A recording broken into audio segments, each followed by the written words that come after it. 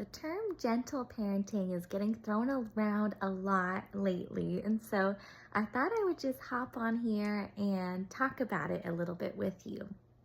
Now, I'm sure it's no surprise that I am a gentle person. You could probably hear me and maybe the first sentence I speak and know that I'm just a soft, gentle person. However, when I first started teaching, I learned very quickly that gentle teaching, I would get eaten alive, and I had to find my backbone and I had to find how to set boundaries for me. Now, did that mean that I turned into a drill sergeant? I tried.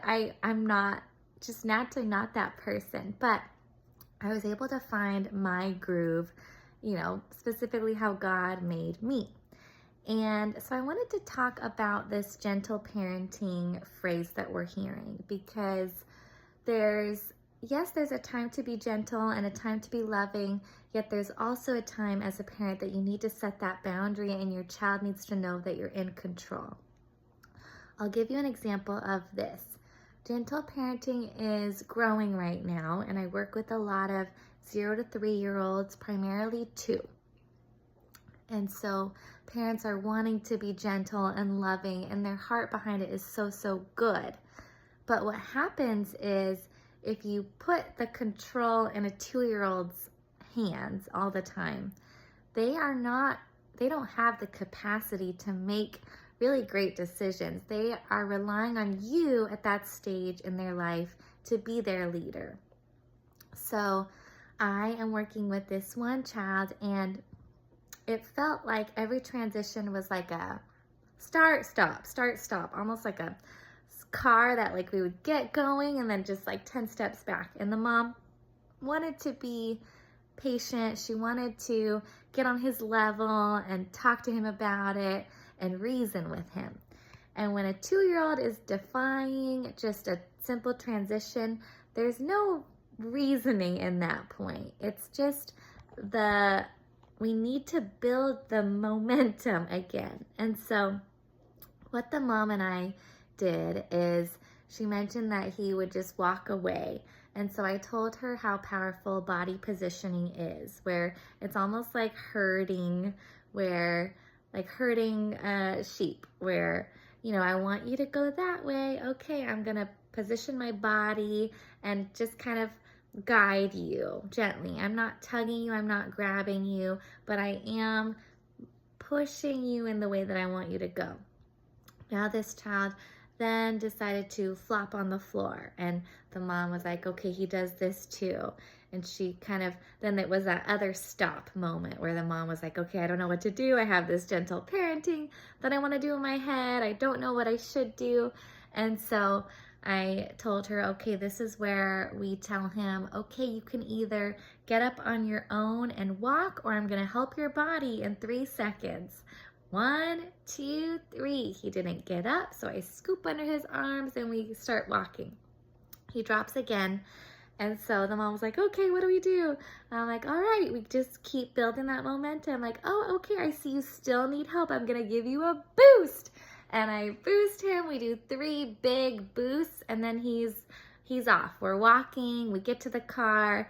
Another kind of drop moment when it's time to get in the seat, and it's like, okay, I see that you want to sit there. I'm going to open the car. Here's what we have. His brother was in the seat. His brother was so awesome. Like, hey, look, I have this in here. And it motivated him. But the idea is I'm not going to stop and reason. It's not, did that look beautiful? No. Was it perfect? No. But the idea is I kept guiding him, like, I get it, you don't want to go, but I need you to go. And this is like, at this point, you're 2, and I know you have this strong will, and we can work through that. But right now, I told you it's time to go, and we need to go. And I'm guiding, I'm positive, but the idea is I'm still a gentle person, but I am setting that boundary. I am setting that expectation, and we're moving forward. I'm not going to let this child dictate and make us sit there for an hour. It's just, they're not getting anything from it. They're confused. You're getting frustrated. You have another child waiting. So think about it that way, that I want you to realize, especially when they're little, we start more involved and more in control.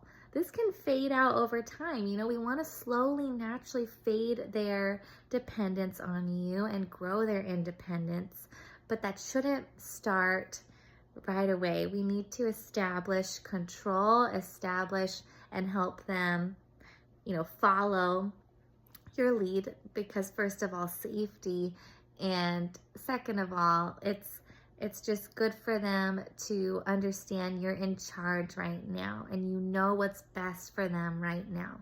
There are things they don't have the capacity to understand yet.